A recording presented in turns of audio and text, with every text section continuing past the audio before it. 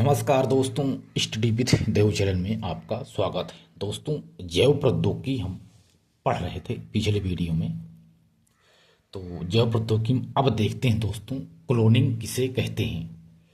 जो हमने टर्मिनेटर प्रौद्योगिकी है यहाँ तक चर्चा किए थे। अब देखते हैं दोस्तों क्लोनिंग। मान लीजिए दोस्तों, ए है और बी है।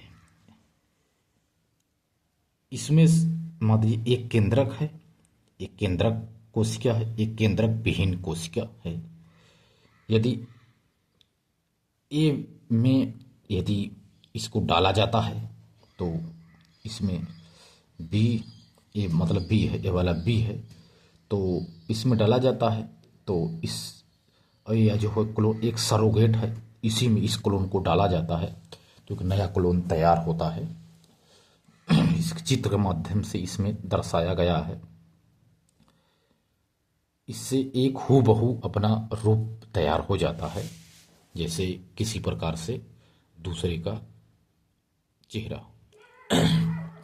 तो यही है क्लोनिंग। तो इसमें से कोशिका लेंगे, इसमें कोशिका विहीन कोशिका लेंगे, दोनों को किसी एक में डाल देंगे तो इसमें विभाजन होता है। जब विभाजन होगा तो इसको एक सरोगेट में डाल देंगे तो इससे एक नया क्लोन तैयार हो जाता है। मान लीजिए किसी ए का क्लोन तैयार करना होगा तो देख लेते हैं क्लोनिंग क्या है दोस्तों। तो बिना लैंगिक जनन के हूबहू अपना प्रतिरूप तैयार करना ही क्लोनिंग कहलाता है। यह वास्तव में नाभिकीय स्थानांतरण की विधि है। यह वास्तव में नाभिकीय स्थानांतरण की विधि है। मान लीजिए हमें ए का क्लोन तैयार करना है। इसके लिए हम ए के शरीर के किसी भाग से एक कोशिका लेंगे। इस कोशिका का केंद्रक या नाभिक निकाल लेंगे। इसके बाद हम बी से एक कोशिका को लेंगे, इसके नाभिक को निकालकर फेंक देंगे। अब इस नाभिक विहीन कोशिका में ए के केंद्रक को फिट कर देंगे। फिट करने के बाद इस नाभिक युक्त कोशिका का प्रयोगशाला में पोषण माध्यम देंगे, साथ साथ बिजली के झटके भी देंगे।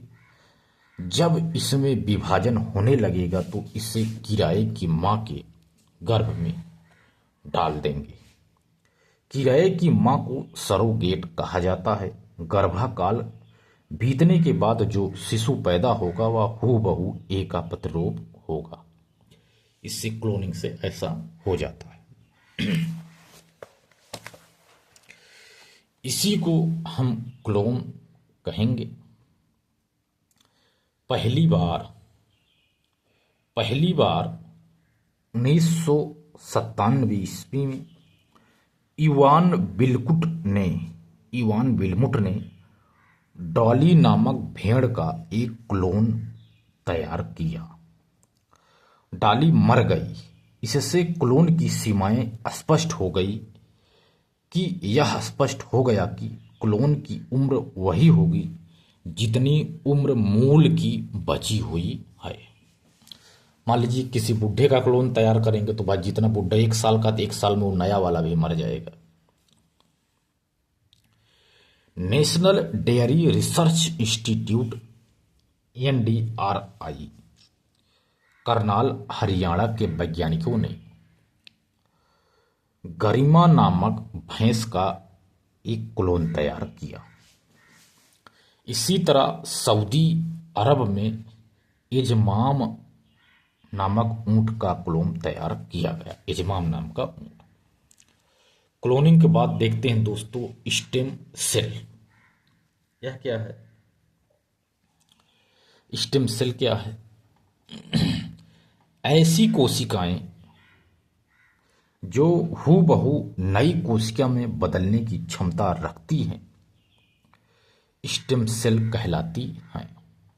ऐसी कोशिकाएं जो हूबहू नई कोशिका में बदले की क्षमता रखती हैं, बदलने की, उसे स्टेम सेल कहते हैं।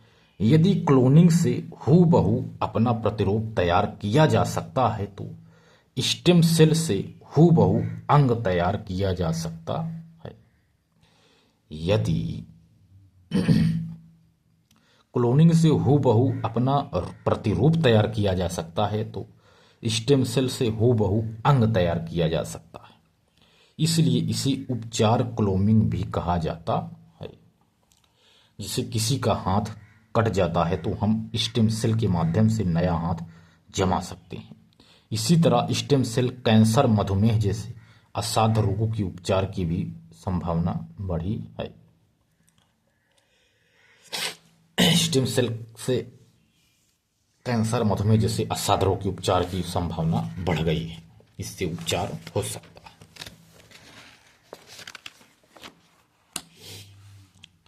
अंग प्रत्यारोपण जैसी मुश्किलों से भी निजात मिलने वाली है, क्योंकि यदि किसी का गुर्दा खराब हो गया हो तो स्टेम सेल से नए गुर्दे का विकास किया जा सकता है। स्टेम सेल दो प्रकार की होती है, भ्रूण की स्टेम सेल, वयस्क की स्टेम सेल।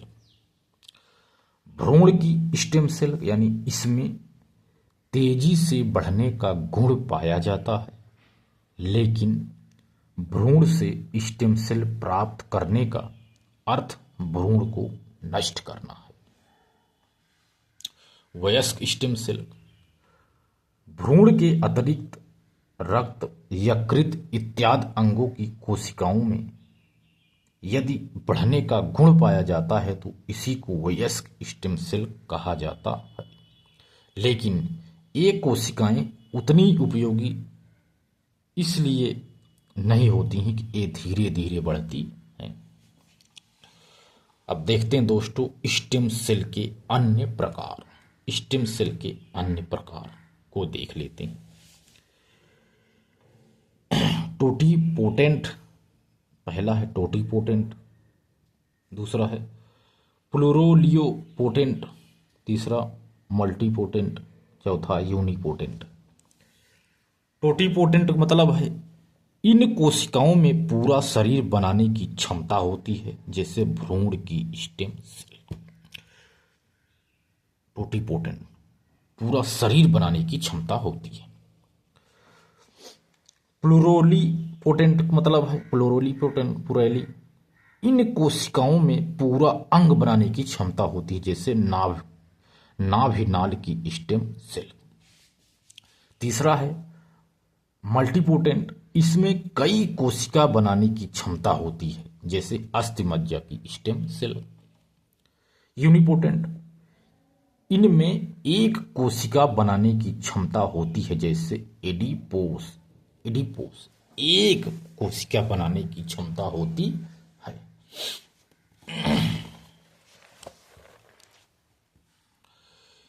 इन कोशिकाओं में सबसे महत्वपूर्ण नाभिनाल की स्टेम सेल है। इन कोशिकाओं में सबसे महत्वपूर्ण नाभिनाल की स्टेम सेल है। आजकल लोग नाभिनाल के रक्त को स्टेम सेल बैंकों में सुरक्षित करवा रहे हैं।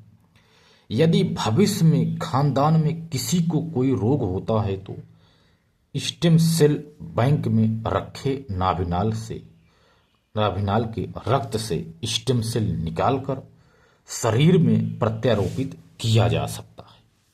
इससे रोग ठीक हो सकता है।